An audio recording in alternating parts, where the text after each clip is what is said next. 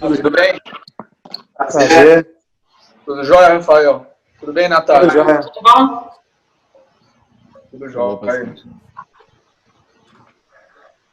Como que vocês querem fazer, Rafael? A gente faz uma apresentação logo e faz uma sessão de perguntas e respostas no final?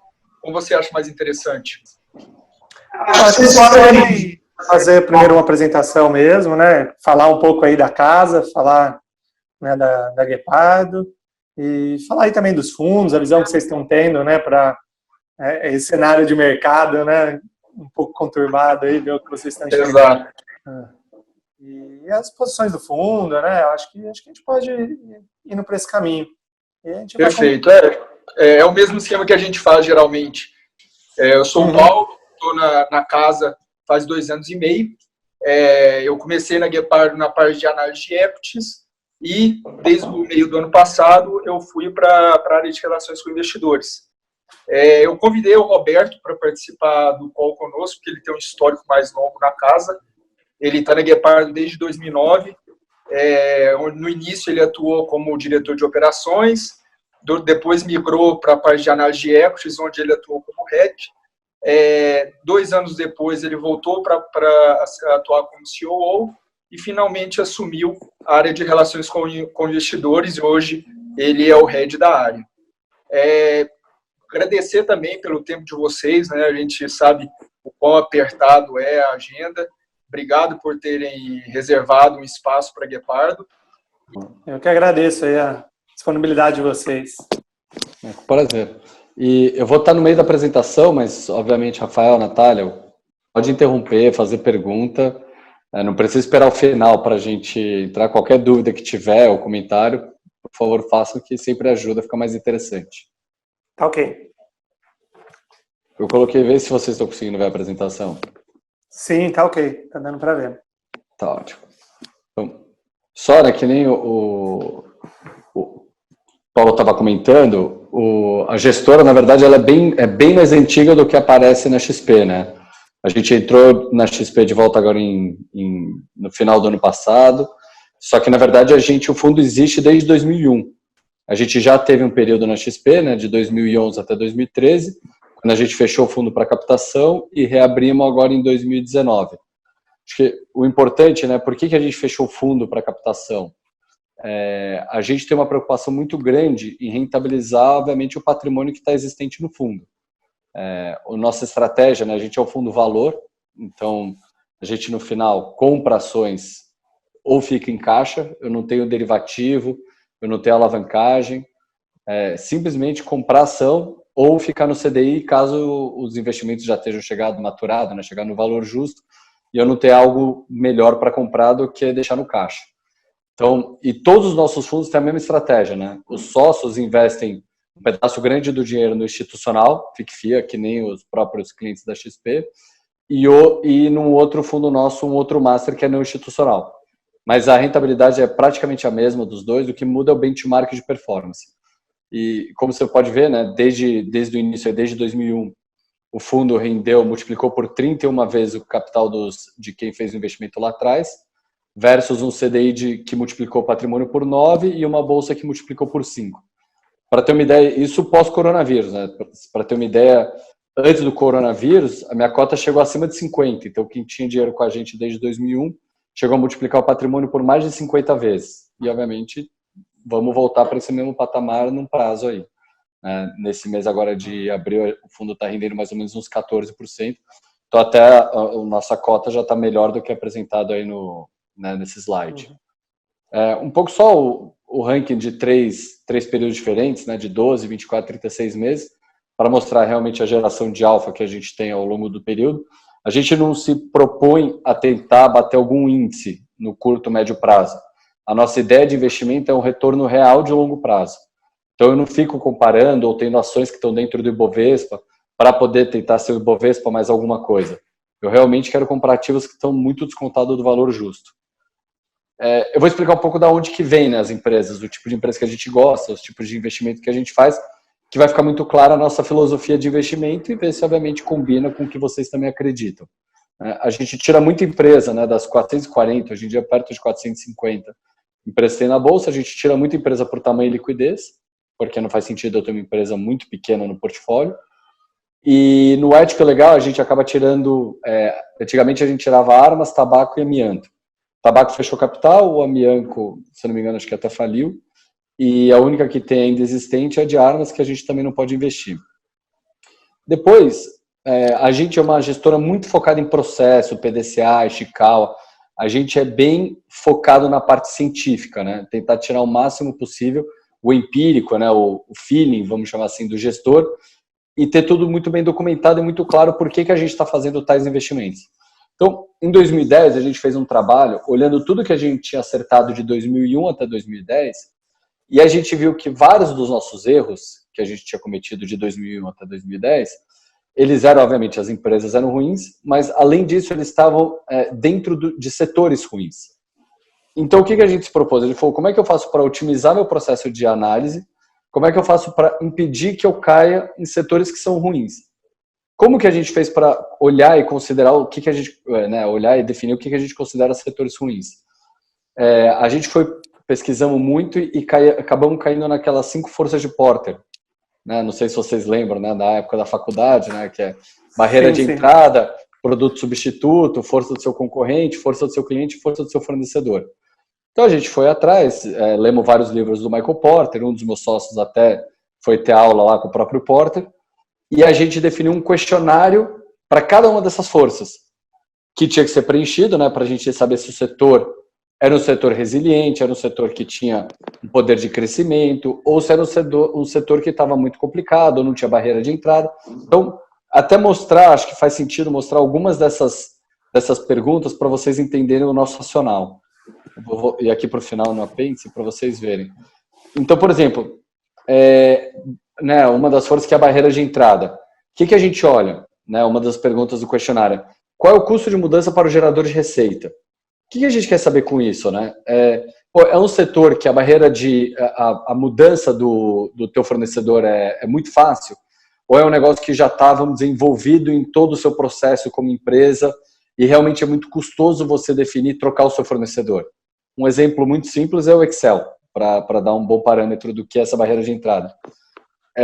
Se a Microsoft aumentar, sei lá, em R$10 o preço do Excel, do Office 365, o normal seria, você não vai mudar toda a sua base de dados, todos os seus Excels, tudo para o Numbers da Apple ou para um Google Sheets, só por causa desses R$10. Obviamente, você vai ficar bravo de ter que pagar R$10 a mais por ano, mas não é um negócio que é deal breaker, que vai fazer você ter uma decisão de mudança. Então, para a gente é importante, por quê? Porque eu quero comprar setores que têm barreira de entrada, que eu saiba os players que estão lá dentro, consiga precificar direito e não ter todo dia novos players entrando e que vão concorrer.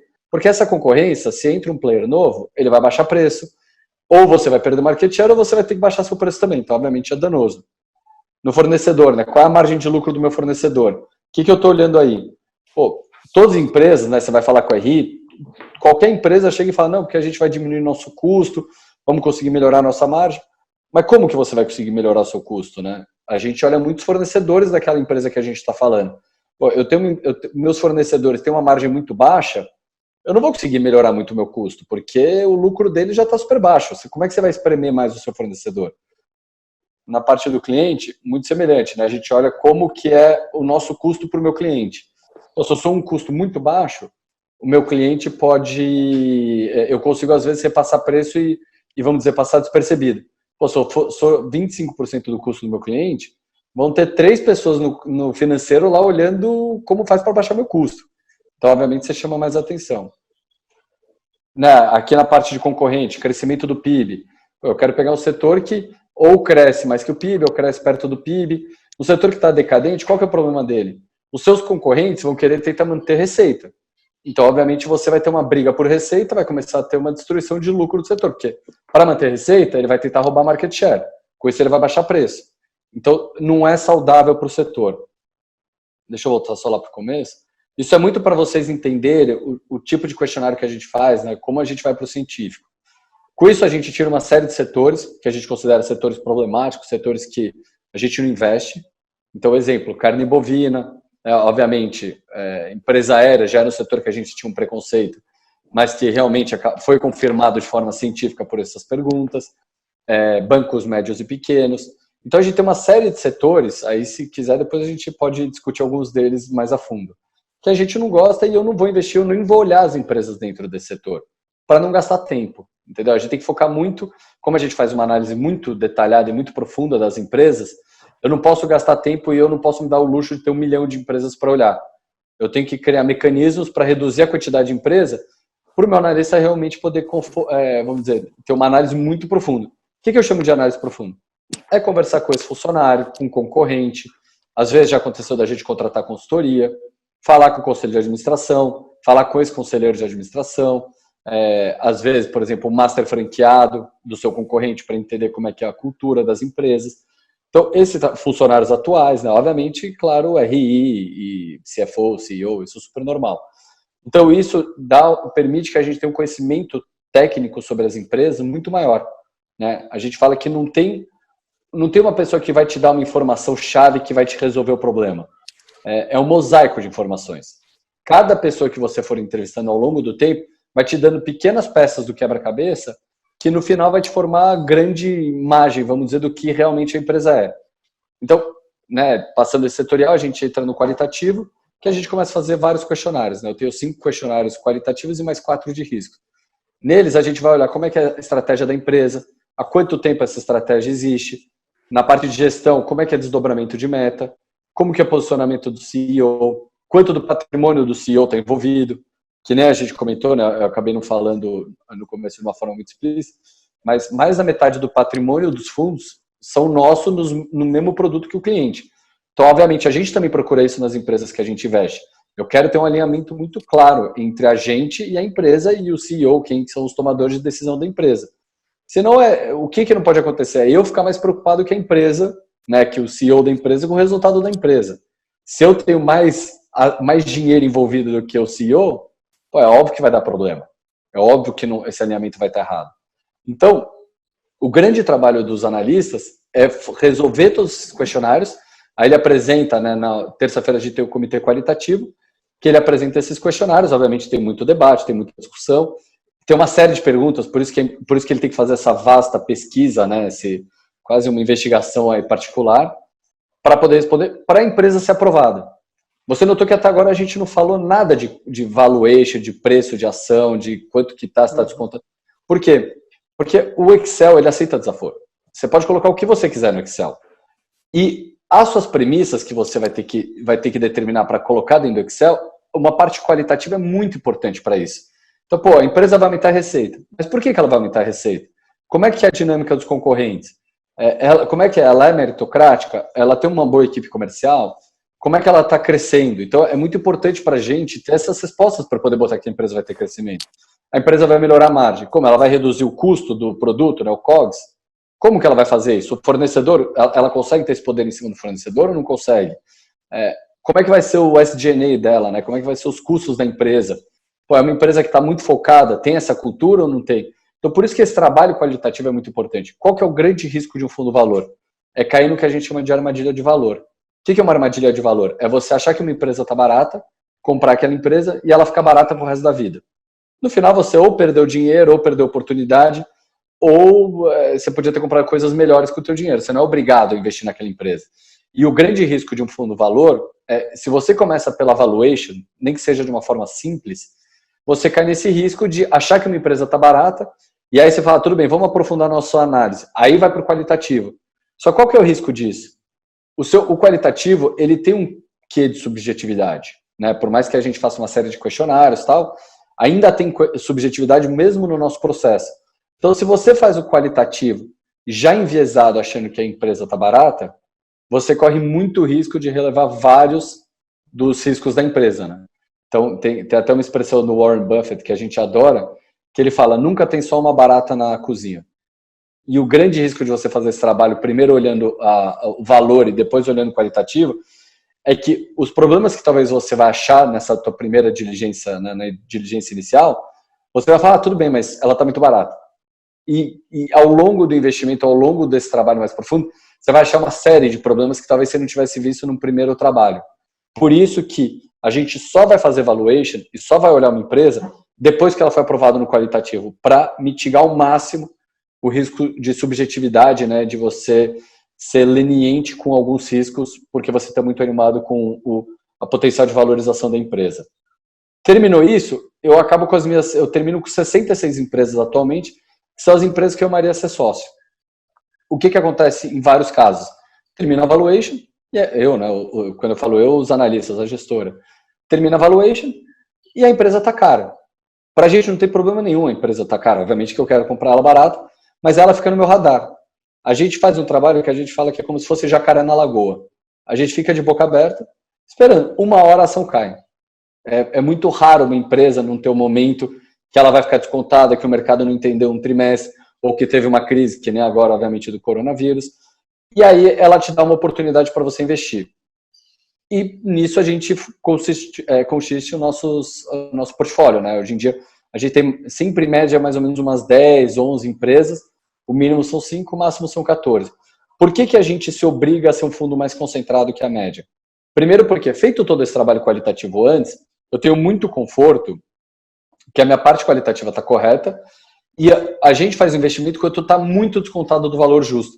Então, a minha margem de segurança é altíssima. Então, mesmo que eu erre algumas premissas, eu ainda tenho uma margem de segurança que permite alguns desaforos. Por isso que a gente se dá o luxo de ser um fundo mais concentrado que a média. E, além disso, eu acabei esquecendo de comentar, ele te obriga a estar sempre muito por dentro dessas empresas. Se você é um fundo com 30, 40 papéis na carteira, você não vai conhecer nenhuma tão a fundo que nem a gente conhece as nossas 10. E a gente prefere a gente acha que a nossa diversificação, né, a nossa mitigação de risco é muito mais pelo conhecimento que a gente tem, né, que é muitas vezes muito acima da média do mercado. Ele permite que a gente tenha essa mitigação de risco. Pode falar, Natália. Nesse momento, a gente tem escutado muitos gestores falando que nesse momento de crise, instabilidade de mercado, eles estão preferindo ficar mais diversificados, então aumentando a quantidade de papéis na carteira. No caso de vocês, o máximo de vocês seriam 14 empresas, que seria o normal, para algumas outras gestoras, né? Como que vocês tratam isso?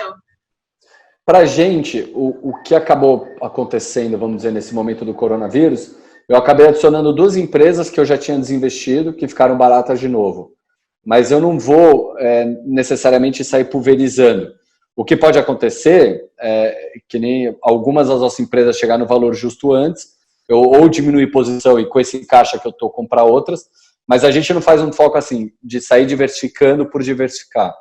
Eu prefiro bancos, eu tenho o banco que eu mais gosto, eu vou investir no banco que eu mais gosto.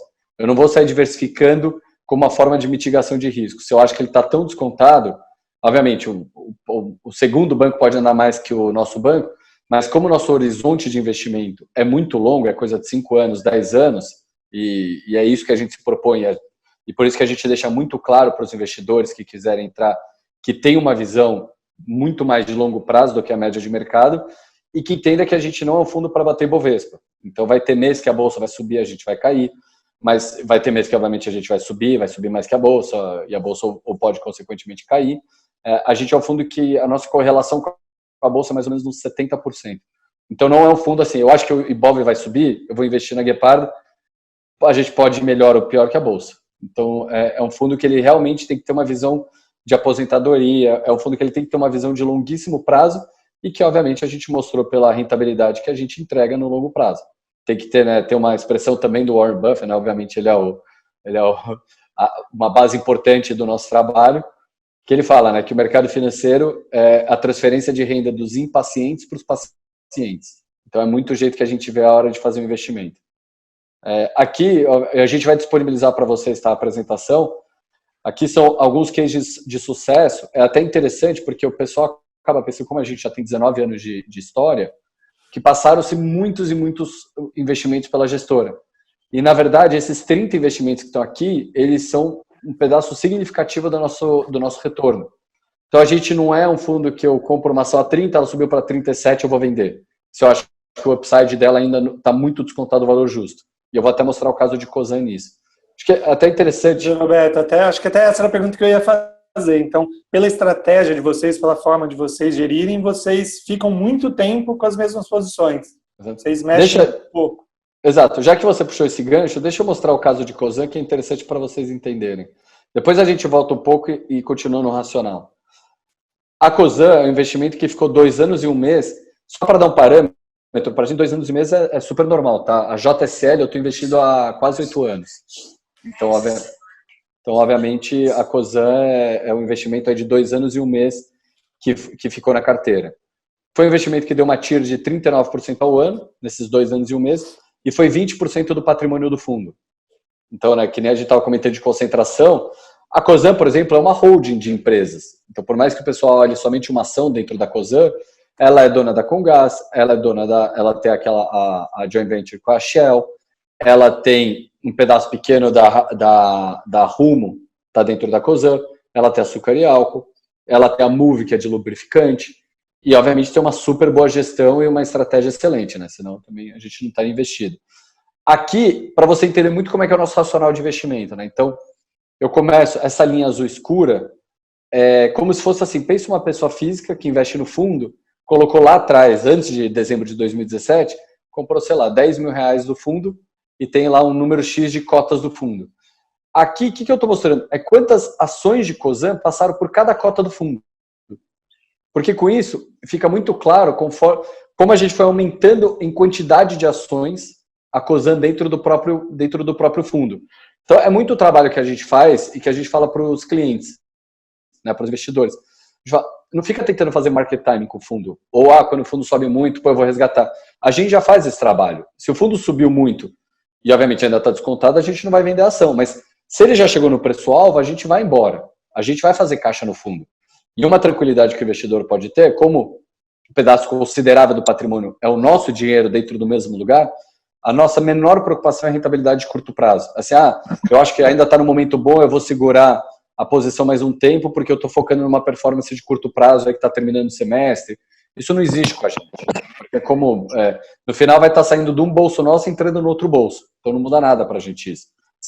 Então aqui, só explicando, né, aqui, e a linha cinza é a cotação de Cosan. Você vê como a gente começou a investir em Cosan, ela estava perto aí de R$35, nosso preço-alvo era mais ou menos 70 nessa época, então a gente começou a montar posição. Você vê que ela foi subindo o preço da ação, a gente foi aumentando posição, porque ela está tão descontada do valor justo, que não é porque eu comprei a 35, ela foi para 37, ou 39, ou 40, que eu vou parar de comprar. Se eu fiz todo esse trabalho e tenho muito conforto do meu preço-alvo, ainda está muito descontado. Aí a gente foi comprando, por sorte nossa, a ação caiu para perto de 30 de novo, a gente foi aumentando posição, fomos até a nossa posição máxima, e aí você vê que a ação começou a subir.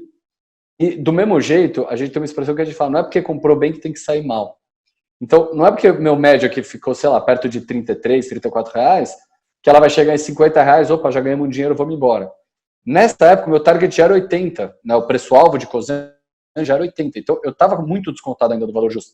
Você vê como só quando ela começou a chegar perto de 60, que daí vamos dizer, o meu upside risk, né, o meu potencial de valorização já era muito menor, era 33%, nesse momento a gente começou a reduzir posição. E olha como ela rapidamente foi para 80 e rapidamente a gente zerou posição. O JSL é um caso que foi semelhante, só que muito mais demorado no investimento, ele foi um investimento aí que demorou praticamente 6 anos para começar a colher frutos. E você vê como ele foi de 4 para 36, que era o nosso preço-alvo, em 1 ano e meio. E aqui eu estava com 25% do fundo em JSL. Por quê? Porque eu tinha um ativo que eu podia multiplicar por 9. E isso não é que a gente acha, assim, a gente tem um grau de certeza muito alto nos nossos números. A gente era do Conselho Fiscal da Movida, ainda somos, né, da JSL, da Movida. Então, a gente está no Conselho Fiscal, a gente conhece a fundo a empresa, falamos com o Fernando Simões, que é o CEO da JSL, muito. Conversamos com o Edmar, com o Renato é o CEO da Movida. Então, a gente conhece muito a fundo as empresas que a gente investe. Então, eu tinha muito conforto de saber que a empresa estava praticamente 1/10 do valor justo dela. Por isso que... E você vê como ela realmente foi por 36. A gente desinvestiu, não fizemos desinvestimento total porque ela bateu 36 e voltou. Mas vendemos aí 95% da nossa posição. Viu, Roberto? Mas aí, de certa forma, você já começa a desinvestir antes de ter atingido o preço-alvo, porque a posição começou a ficar muito grande dentro do fundo. A JSL, você vê que a gente começou muito antes, né? Então, uma JSL, por exemplo, estava 12, eu estava na teoria 1/3 do meu valor justo e eu já estava desinvestido. Por quê? Porque como eu estava com 25% do fundo, que é o meu limite de concentração, eu fui vendendo para manter nos 25%. A Cosan, como eu tinha 20%, e por acaso na época que a Cosan também, esses 20% da Cosan mudou muito pouco, porque na época que ela foi subindo, o resto a JSL também estava subindo, e o resto do fundo também estava subindo. Então, em percentual, ela não ficou tão alto, tão diferente das outras. A JSL não, como ela subiu antes que as outras, ela já começou... Subiu muito forte também, né? Ela já desenquadraria. Então, a gente foi vendendo. Entendeu? Tá claro o movimento que a gente faz? Uhum. Aqui, então, eu estava comentando nos cases de sucesso.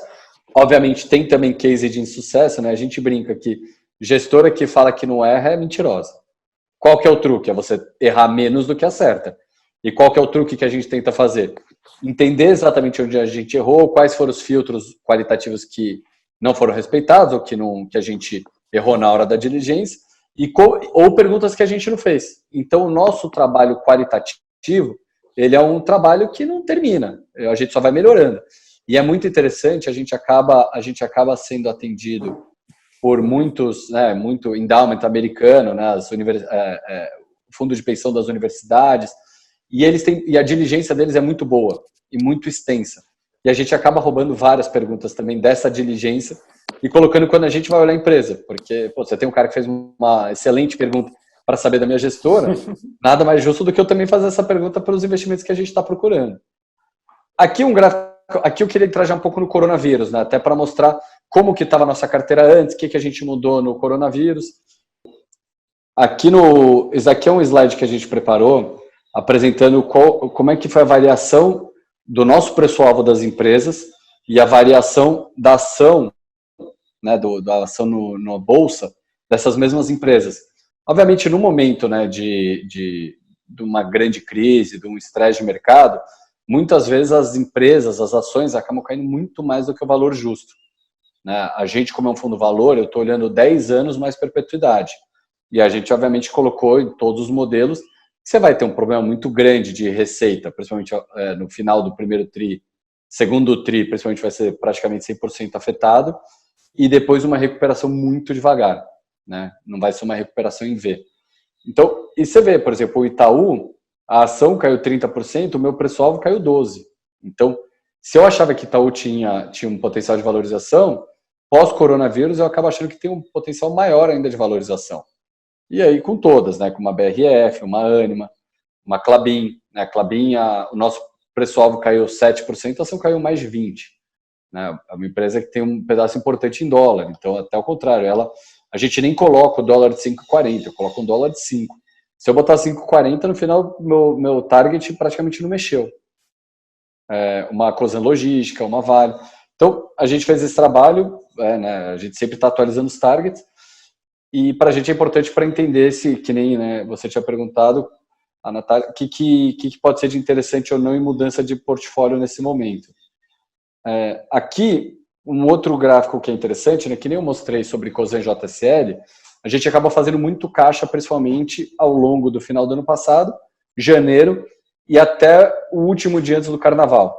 Né? Na sexta-feira pré-carnaval, a gente estava com 20% do fundo em caixa.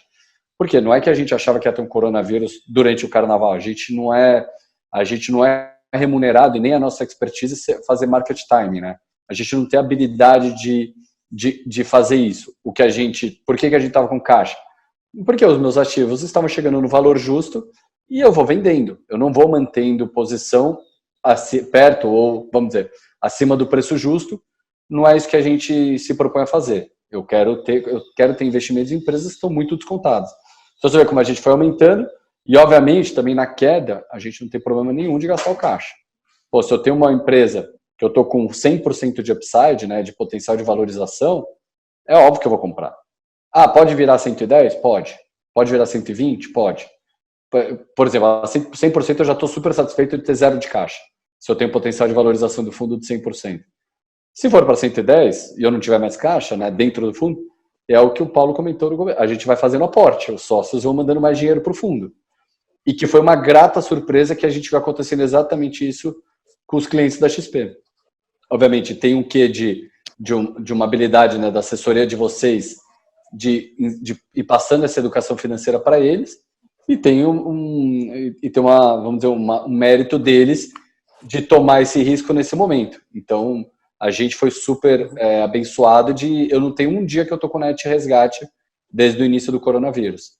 Eu só tenho net captação todos os dias, porque os clientes entenderam que é um momento muito bom de comprar a bolsa, né? Se eles achavam bom comprar a bolsa a 120, a 70 mil pontos, obviamente, tem que achar melhor do que a 120.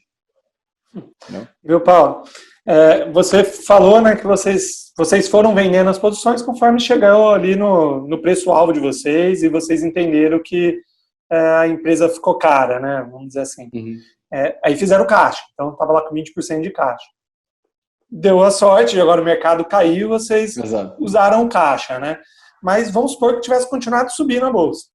Vocês iam permanecer com isso em caixa até o dia que enxergasse algo que tivesse com preço fora do lugar.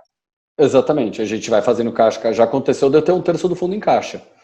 E é interessante. Aí eu ia chegar, né? exatamente nesse ponto, né? Como é um FIA, você teoricamente só pode ter 1/3 de caixa. E se acontecer chegou no valuation de mais uma, precisa vender também. Sabe o que acontece? Nesses momentos, você vai ver que eu vou ter pouca posição. Eu não vou estar em 12 empresas, eu vou estar em 6. Entendeu? Porque aí você começa a tentar concentrar nas que ainda estão baratas.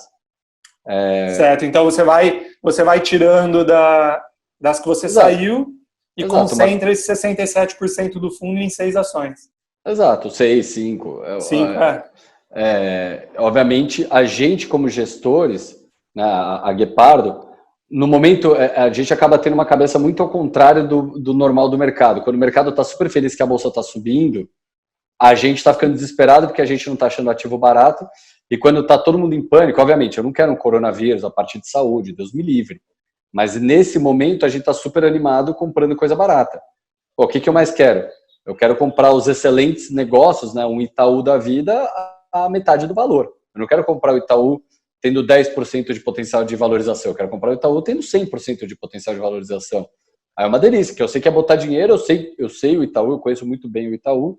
A gente tem, não tem nem que falar quantos anos que tem o Itaú na praça, é o maior banco, mais competente, e além disso, e a gente aproveita esses momentos. É a terceira vez que a gente faz investimento em Itaú.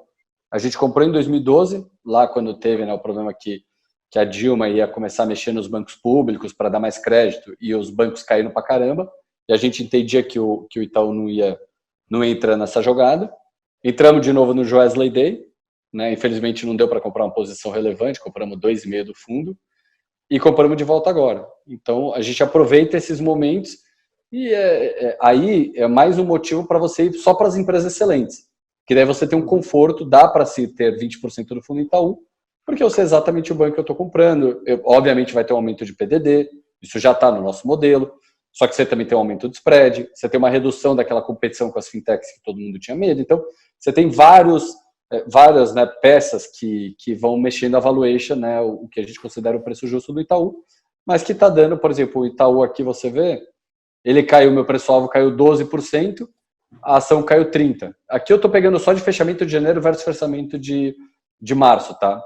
Se eu fosse pegar exatamente qual foi o menor ponto do Itaú, deve ter sido uns R$20, uns 10, 12% abaixo do que tá hoje em dia. E então você falou que vocês compraram 20% de Itaú, é isso? Exato, a gente já tinha uma posição menor de Itaú, só fomos aumentando. Né? Que era o caixa que você tinha, ou acabou fazendo mais alguma movimentação? A gente reinvestiu em 2 empresas que a gente já tinha desinvestido. Uma delas é a R-Log, que é a Cosan Logística, que é uma no final uma empresa de ferrovia. Tem o take or pay com as trades, então mesmo se o cara não quiser levar a soja ou milho para o porto, ele tem que pagar. Então, assim, é super reloginho a empresa e caiu que nem todo o mercado. Ela já recuperou bem, né? Ela chegou a bater perto de R$11, já está em 17 a Cosan Logística, mas foi uma que a gente investiu e ainda tem um desconto interessante. Foi uma que a gente investiu aproveitando esse caixa. Ela e a Vale. A Vale também a gente ia desinvestir no final de 2019, recompramos agora, principalmente com a queda. Então, e o resto praticamente vocês praticamente só compraram ativos, acabaram ou venderam alguma coisa também? Não, a gente acabou não vendendo, porque tudo caiu. Nessas horas acaba caindo tudo, entendeu? Então, infelizmente nem deu para fazer muito trade de o que não caiu eu vou vender, não dá muito. E só uma dúvida aí também, claro, né? Porque qual a diferença ali entre a R-Log e a Rail, né? A RAIL? Ela é descontada. A R-Log, exatamente, a gente acaba fazendo muito esse play de holding, né? Até, por exemplo, YouTube, tudo bem que não é holding, mas YouTube 3 e YouTube 4, YouTube 3 e YouTube 4 tem o mesmo dividendo, a YouTube 3 tem época que é 15% abaixo do preço da YouTube 4. Então a gente estava, por exemplo, montado em YouTube 3, na queda, YouTube 3 chegou uma hora, parou de cair, a YouTube 4 achatou, ficou no mesmo preço da 3, aí a gente trocou para 4, que é mais líquida. Então a gente acaba fazendo bastante esse trabalho. E na R-Log é a mesma coisa, a R-Log ela está com desconto, acho que hoje em dia perto de 30%, já chegou a ser 7, 8% de desconto. Por quê? Porque a Rail é mais líquida, então ela acaba subindo antes e a R-Log acaba ficando para trás. Então, obviamente, a gente aproveita para estar. Se está achatado, tem pouco desconto, obviamente eu prefiro a Rail, que é mais líquido. Aqui, viu, só também fazendo um parênteses aí, né? É algo que a gente tem conversado aqui bastante, até tem falado para clientes, né? Que a gente vê, o pessoal sempre vende muita ideia de ações, investir em ações, tudo olhando para longo prazo, que é muito, né? Todo mundo vende muito essa ideia que é o que você está falando, né? De você enxergar aquela empresa que vai prosperar a longo prazo e tal. Mas na prática, eu tenho visto a maioria dos gestores e até analistas, tudo, fazendo mudanças em carteira e fazendo alocações, muito preocupado naquilo que vai muito bem agora no curto prazo. Né? E o pessoal muito preocupado, talvez, em proteger a carteira no curto prazo. Então, estão indo ali para aquelas que são mais defensivas. Né? O que acaba sendo um certo contrassenso. Né? Estou vendo que é uma diferença, talvez, no trabalho que vocês têm feito. O grande problema disso é se ele caiu montado em ações, vamos dizer, uma CIA vai da vida, que caiu aí quase 60%, ele cai montado numa CIA e na volta pula para uma Raia Drogasil, obviamente ele vai deixar dinheiro na mesa, porque até a CIA já voltou bastante do low. Ela já subiu praticamente 100% dos R$5 que ela chegou a bater. Então, a gente, nessa parte, a gente olha muito mais no horizonte de 3, 4, 5, 10 anos. E menos, eu quero ter, obviamente, as empresas que vão ser que vão sobreviver, né, que vão ver a outra margem do rio. Mas, obviamente, eu posso ter uma outra empresa, sei lá, autopeças, que eu falo, eu não sei quanto tempo vai demorar o tamanho da crise, então vai ser mais difícil eu modelar, mas eu tenho uma empresa aqui numa Klabin que é super simples de modelar mesmo em crise ou sem crise, ela está vendendo. Então, por isso, a nossa principal posição é Klabin, empatada com Itaú, as duas estão com 20% do fundo.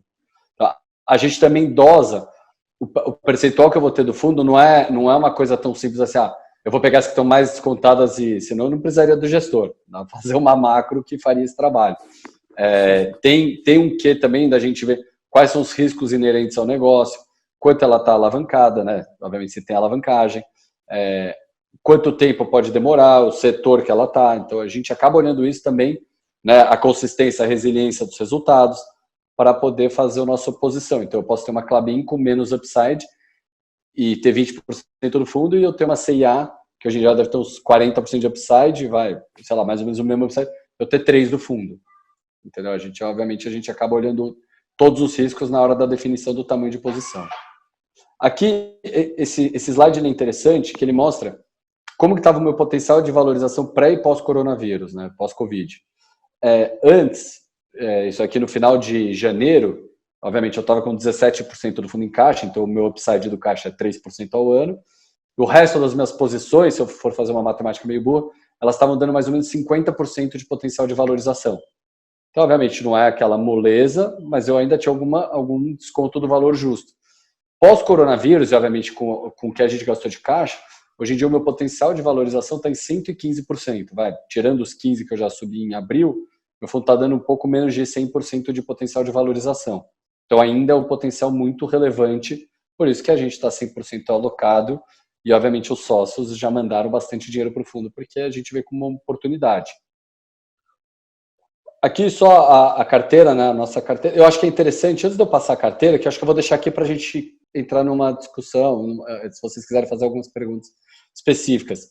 Eu vou mostrar esse slide aqui para vocês, que é interessante também, que é a TIR real esperada do fundo nos anos, né? Então, como é que você pode olhar esse gráfico, né? Aqui, essa minha linha azul escura é quanto o meu fundo rendeu desde o início. O meu fundo rendeu desde o início, IPCA, mais 16,3% ao ano, já líquido de administração e performance. Então, quem está com a gente desde o início ganhou 16,3% ao ano, que obviamente é uma ótima taxa, já real. Hoje em dia, o meu fundo, né, se demorar 4 anos, que é mais ou menos o meu prazo médio de investimento, né, eu tenho investimento que eu demorei 2 anos para desinvestir, eu tenho uma JSL que demorou 7 anos e meio, 8 anos para desinvestir praticamente inteira. O que a gente acredita, né, de valor justo das empresas, se realmente todas chegarem no valor justo daqui a 4 anos, o meu fundo vai ter dado IPCA mais 29,8 ao ano, já líquido de administração para o cliente. Se demorar 10 anos, fala, pô, a crise é muito longa, e demorou 10 anos para tudo chegar no valor justo, o meu fundo vai ter dado IPCA mais 14,4 ao ano, que também, obviamente, é uma excelente rentabilidade. Então, isso é muito o jeito que a gente olha, é muito fácil para a gente ver se o fundo está barato ou está caro, olhando essa tira esperada. Né? Que, obviamente, no final de janeiro, a minha TIR de 10 anos estava em 8,9 real. Ainda é uma TIR boa, mas não é 14,4, né? 8,9 ao ano. Vamos voltar aqui na carteira, né? Se você quiser entrar, fazer pergunta, acho que da apresentação, eu brinco que a nossa apresentação é super simples, né? A gente fala que é o fácil de entender e, se Deus quiser, é difícil de copiar. Então, obviamente, estamos aí há 19 anos e mesmo pegando os players que estão vivos desde 19 anos atrás com a gente, se não é o primeiro, é o segundo. A gente sempre a gente tem um concorrente que sempre está muito próximo da nossa rentabilidade. Vocês querem começar a fazer pergunta relacionada ao fundo? Agora vamos abrir... Vamos vendo, Oi? em relação à carteira aí, vendo que vocês têm de papel, eu acho que em algumas telas anteriores você tinha mostrado que você já teve Marisa, né? Aqui. Se eu não me engano.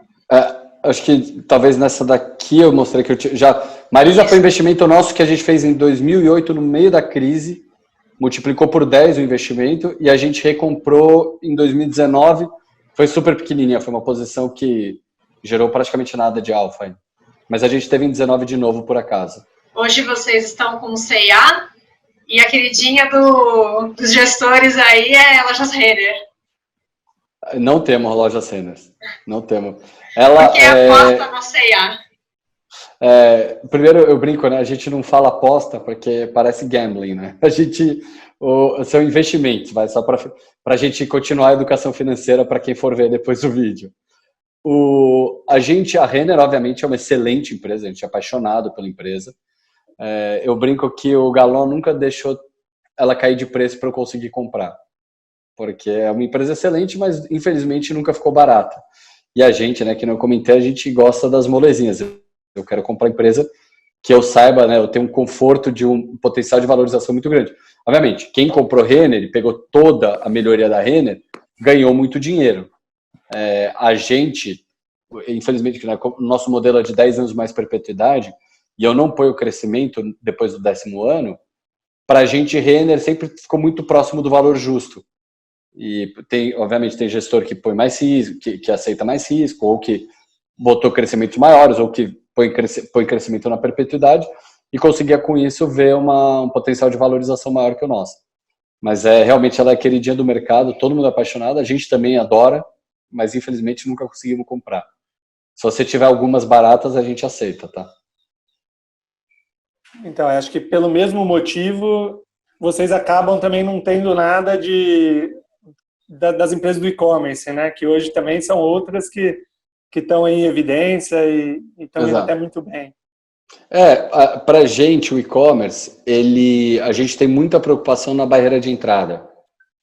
Você é muito fácil, por exemplo, acho que uma coisa que o pessoal não põe tanto na conta é uma Amazon entrar muito pesado no Brasil, né? Que nem você não tinha uma Magalu há, sei lá, 4 anos atrás, criou-se uma Magazine Luiza com um marketplace maravilhoso.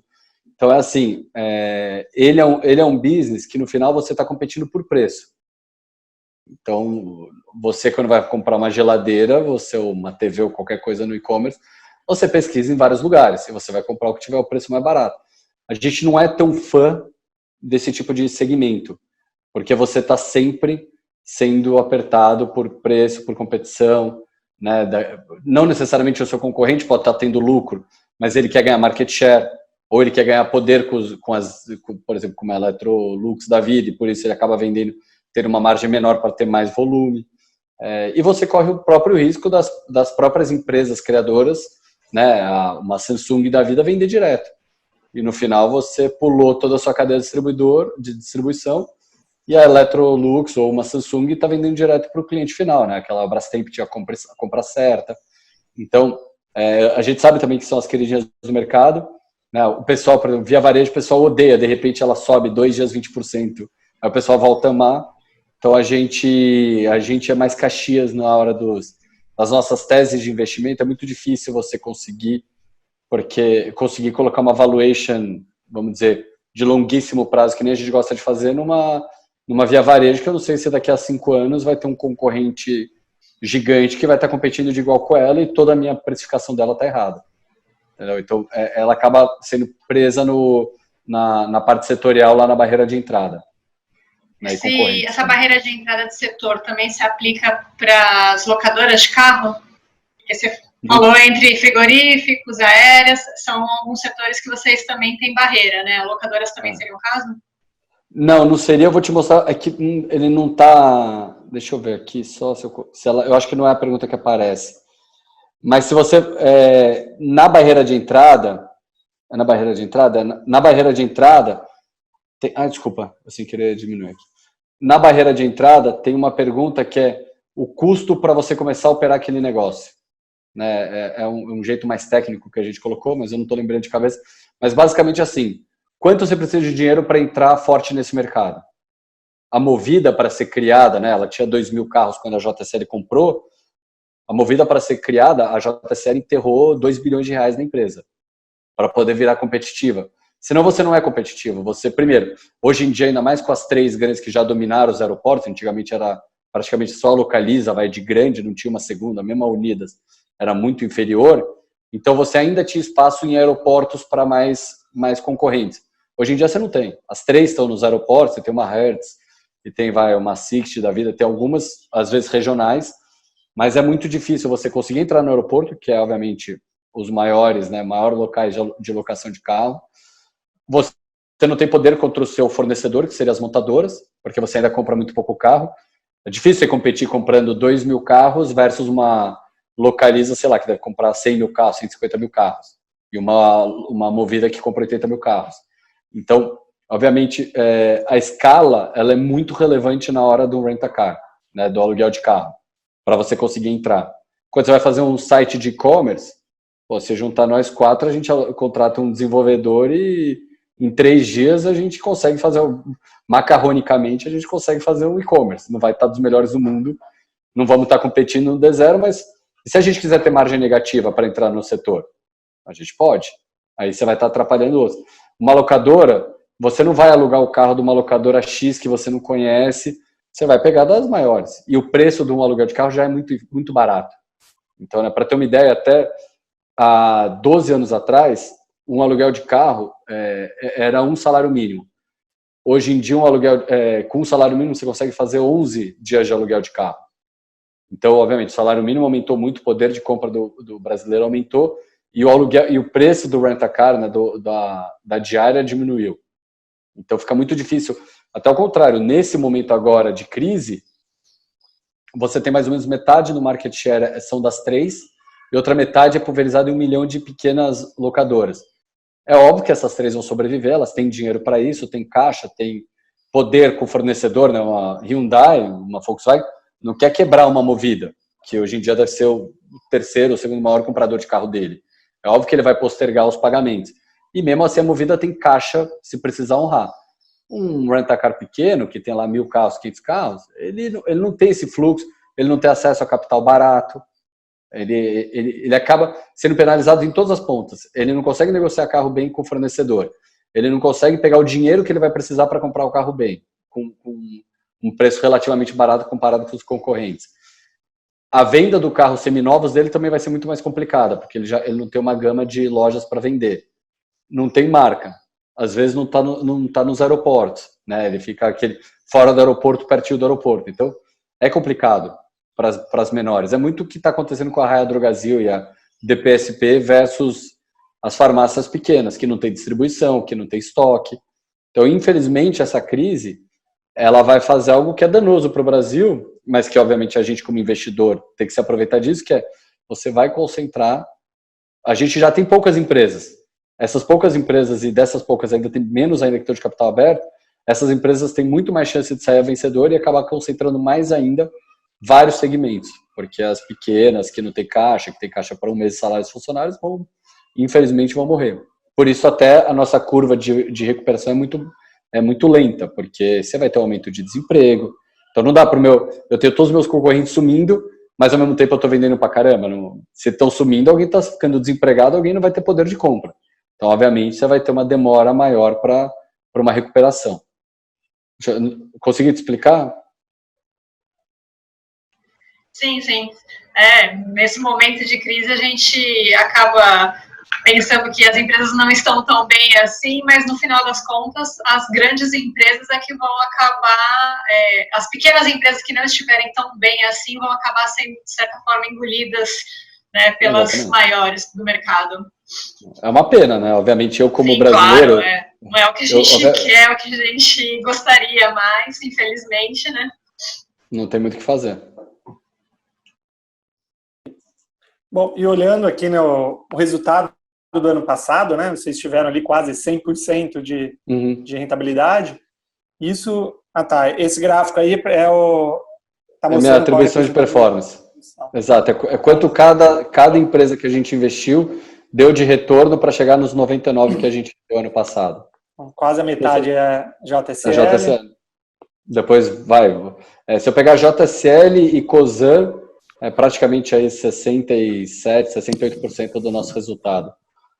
Então, e que nem a gente comenta, né, que eu estava falando dos investidores, por isso que essa preocupação do investidor, ele não precisa ter de, será que subiu muito? Será que eu tenho que resgatar? Desses 99 que a gente rendeu ano passado, JSL eu vendi praticamente inteiro, então eu não tenho mais como perder esses 46. Cosan eu vendi inteiro, não tenho mais como perder esses 21. Movida eu vendi inteira, não tenho como perder esses 5. Obviamente, eu posso fazer novos investimentos que, né, nas nossas contas estão descontados e eles podem cair e, obviamente, atrapalhar minha rentabilidade. Mas na Movida eu não vou mais perder dinheiro, não tenho mais como perder. Cosan Logística eu tinha desinvestido, investimos de novo agora. Maris e Lojas Americanas a gente desinvestiu. Vale a gente desinvestiu e investimos agora de novo. Então, assim, um pedaço muito grande desses 99, ele estava consolidado e, obviamente, com a queda a gente aproveitou para recomprar, né, uma Cosan Logística, que a gente tinha comentado, ou para aumentar a posição nas mesmas que a gente já tinha. Mas realmente a JSL foi muito representativa, que é aquilo, ela foi de 4 para 36, né? Que quem acompanha a gente há mais tempo e acompanha as nossas cartas trimestrais, a gente todo trimestre falava com barata estava a empresa. Que a gente não pode obrigar o mercado a ver o que a gente está vendo. Por isso que o fundo é importante ser visto no longo prazo, porque às vezes, imagina um cliente que está comigo desde 2012 e foi embora em 2018. O cara acha que a gente nunca acertou na JSL. Então, às vezes, você, por causa de 1 ano de investimento, ou 3 meses, ou 6 meses, você pode perder o acerto do investimento. Por isso que é importante ser um dinheiro que ele deixa para o longo prazo, ser um dinheiro que ele não vai precisar. Então, é realmente aposentadoria, né? Eu e meus sócios, a gente fala muito que é assim, se Deus quiser, eu nunca vou precisar usar o dinheiro que eu deixo na Guepar. Se Deus quiser, vão para os meus filhos esse dinheiro. Não é um dinheiro que eu espero usar, que eu conto com ele em algum momento da minha vida. E, bom, e falando um pouco de cenário macro, o que vocês estão vendo aí do cenário? O que vocês esperam, né, da evolução dessa crise? Claro. Obviamente, né, você vai ter a parte de saúde, ela é super importante e acho que já está tudo muito bem mapeado no mundo, como se proteger. Obviamente, tem um dilema mundial que não tem a resposta certa, que é o que vale mais na vida ou economia? Não existe muito essa pergunta, né? Como você responder, porque realmente, você travar tudo, você vai ter um problema econômico que pode ser muito mais grave do que o problema que você teria de saúde. Você fazer uma quarentena inicial para tentar, né, achatar a curva também faz sentido. Até quando que vale a pena essa quarentena, né? Até quando que esse trade-off vale? o que acontece? Nos Estados Unidos, você consegue ter uma recuperação um pouco mais rápida, porque lá eles têm muito mais flexibilidade de mandar embora e recontratar. No Brasil, a tomada de decisão de mandar embora ela é muito custosa. Então, a partir do momento que o cara faça, ele vai demorar para recontratar. Obviamente, você está tendo uma enxurrada mundial de dinheiro de todos os bancos centrais para tentar reaquecer a economia pós-coronavírus, né? Mandando literalmente TED para a conta das pessoas. Isso vai ajudar, mas sempre acaba tendo que um pedaço importante dessa recuperação sendo privado. Como o juros está muito baixo, qualquer pessoa que queira fazer investimento, até você vê o caso dos próprios investidores da XP, né, que acabaram, né, por o CDI estar 3% ao ano, né, 3 e pouquinho, 2 altos, sei lá, nem sei exatamente o número, você vê que ele topou tomar mais risco, né, tomar risco de equity, de ações, mesmo com a ação caindo. Quando era uma época que o juros estava 14, ele talvez migraria de volta para o CDI. Então, o juros está no low no mundo inteiro, acaba ajudando a você ter um pouco mais de tomar um pouco mais de risco. Vai ser uma curva demorada, né? Não vai ter nada rápido. A gente, obviamente, o Brasil consegue, né? A gente consegue ser único e ser muito bom em algumas coisas. Uma delas é a crise, a gente é ótimo nisso. Então, a gente quis, né, pegar a maior crise da humanidade, que é do coronavírus, quisemos juntar um pouco de crise, vamos dizer, política. Então, a gente é mestre nisso. Então, obviamente, para o Brasil sempre vai demorar um pouco mais. A gente tem, eu não sei se a Bolsa vai recuperar tão rápido que nem, por exemplo, o S&P está recuperando. Um dos motivos que o S&P está recuperando muito rápido é que metade do S&P é empresa de tecnologia, né? Google, Amazon, Apple, várias delas são pouco prejudicadas pelo coronavírus e uma Amazon da vida até acabou se beneficiando um pouco. Então, né, metade do S&P são empresas que não foram tão prejudicadas. No Ibovespa é bem diferente, né? Você tem uma Petrobras, você tem muito mais commodities, você tem um Itaú da vida. Então, o Ibov pode demorar mais. Se vai, final do ano vai estar 80, 90 ou 100, eu não sei. Acho difícil estar acima de 100, né? A não ser que você tenha uma melhora muito clara, uma vacina, uma melhora do ambiente político, o que é uma pena para o Brasil, porque a gente realmente estava num momento muito bom de Brasil e tudo estava começando a ser religado. Então, que era até muito das perguntas que eu recebi em fevereiro, né, quando eu apresentava o fundo. Falavam, pô, mas você está com 20% de caixa, você não acha que a Bolsa é para cima? Eu falava, eu acho que a Bolsa é para cima, mas eu não vou ter ativo acima do preço. Não, obviamente eu tenho que bater na boca, né? Eu não esperava que tivesse um coronavírus na semana seguinte. Mas a gente estava super bullish para o Brasil, a gente acreditava que a Bolsa era para cima, que as medidas estavam funcionando, todo o trabalho, né, dos ministros estava acontecendo. Então, obviamente, a gente tomou um percalço a mais com essa parte política, que acho que pode atrapalhar, né, e se pudesse voltar um pouco mais rápido, talvez a parte política vai segurar um pouco mais essa volta. Mas por isso que a gente tem, né, até falando um pouco do nosso portfólio, mais da metade do meu portfólio é dolarizado. Então, a gente está super confortável com o câmbio para cima, para a gente é muito bom. Né? As empresas, né, o mercado acaba não entendendo e as empresas acabam não se ajustando com o aumento do dólar, mas ao longo do tempo vai vindo, porque a empresa começa a ter lucros muito maiores e o mercado acaba puxando o preço da ação. Um caso é a Klabin, por exemplo. Hoje a Bolsa está caindo aí perto dos 3%, a Klabin está subindo hoje, porque é uma empresa dolarizada. Então, para a gente é muito bom que está protegendo o nosso portfólio. Ontem que a Bolsa subiu e o câmbio derreteu, ela caiu. Mas mesmo assim a gente conseguiu ir tão bem quanto a Bolsa. Então, ter um portfólio balanceado com empresas dolarizadas, com empresas de economia, né, de varejo, mercado brasileiro, ter empresas financeiras. Então, a gente procura sempre balancear bem o portfólio para você não ficar muito dependente de um setor que, se você estiver errado, pode fazer você não chegar na outra margem. Né? Você disse que você imagina, né, que dificilmente a Bolsa estará acima de 100 mil pontos até o final do ano. Né? E a gente chegou a bater já em 84. Né? Então, pô, estamos até perto ali dos 100 mil pontos. Exato. Né? Até voltou mais rápido do que eu achava a Bolsa. Até voltou realmente até bem rápido. Então, assim, qual a expectativa de vocês? Que a Bolsa continue meio que de lado por um tempo? Ou, de repente, qual é realmente o risco de ter uma nova queda e vir testar lá os 60 mil pontos de novo? É difícil dizer. Eu acho que talvez testar de novo os 60 mil pontos teria que ser um negócio muito mais do Brasil do que do mundo. Ou, obviamente, alguma quebradeira geral nos Estados Unidos, né? Alguma coisa que fosse mais um risco de cauda que a gente sabe que pode acontecer, mas que a chance é baixa, para voltar a testar esses 60 mil pontos, porque as empresas do Ibovespa, elas estão muito bem posicionadas de caixa. Eu acho que você tem um primeiro momento de pânico, que o pessoal não sabia quanto tempo podia durar a crise do coronavírus, hoje em dia acho que o pessoal, né, você já tem vários países começando a religar, abrindo sua economia, então acho que é difícil ela voltar para os 60 mil de novo. Pelo menos a minha expectativa não é nem o posicionamento da gestora, mas é o que eu, Roberto, acredito. Sem dúvida, é o que você acredita, tendo as informações que você tem hoje, né? Amanhã pode mudar tudo. Exatamente, que nem na sexta-feira pré-carnaval eu estava super animado, na quarta aconteceu o que aconteceu. Então, acho difícil. Se você perguntar assim, tem mais chance de bater os 100 mil antes de bater os 60, eu acho que tem mais chance de bater os 100 do que bater de volta os 60. Se bater, o mercado já vai estar colocando, né, já vai estar, obviamente, olhando muito mais para frente, o que não tem problema nenhum, mas aí você vai começar a ter ativos que talvez a gente esteja voltando a fazer um pouquinho mais de caixa, porque aí eu vou ter, né, uma frente para frente um pouco nebuloso e já, vamos dizer, o meu potencial de valorização reduzido. É isso. Tá certo. Acho que o nosso tempo aqui está esgotando, chegando ao final.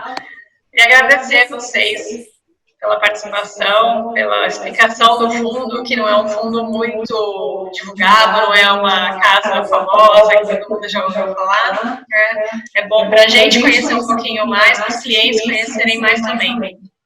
Claro. Não, prazer. Eu acho que é bem interessante, né, ver essa explicação para ver que como é um fundo, uma estratégia talvez um pouco diferenciada, talvez, em relação aos demais fundos, né? Então, isso é interessante também. Claro. Gostei muito aí da apresentação, gostei muito de conhecer um pouco mais da casa. Que bom, Rafael. Obrigado pelo elogio. Eu e o Paulo, como sócio, a gente obviamente gosta desses elogios, porque no final você está falando da nossa empresa, né? Então a gente fica super satisfeito. Espero que tenha ficado claro, né? Qualquer dúvida, obviamente eu, o Paulo, somos super acessíveis para a gente poder conversar mais, se quiser fazer evento, qualquer coisa. O que a gente mais quer é que vocês fiquem confortáveis e tenham a mesma tranquilidade que eu, o Paulo e os outros sócios temos com os investimentos. Então, nesse momento de queda, a gente acaba aproveitando e acaba ficando mais animado porque a gente gosta de comprar coisa barata, né? A gente é comerciante, né? Tá certo. Boa. Obrigado. Obrigado, pessoal. Obrigado aí pelo tempo de vocês novamente. Parabéns pelo trabalho da Passagem também, nas 3 cidades que vocês atuam, em toda a região. E vamos manter contato aí para fazer um novo bate-papo no segundo semestre ou no próximo mês aí com os clientes de vocês também. Tá bom? Muito obrigado. Agradeço. Até a próxima. Obrigado, pessoal. Um abraço. Tchau, tchau.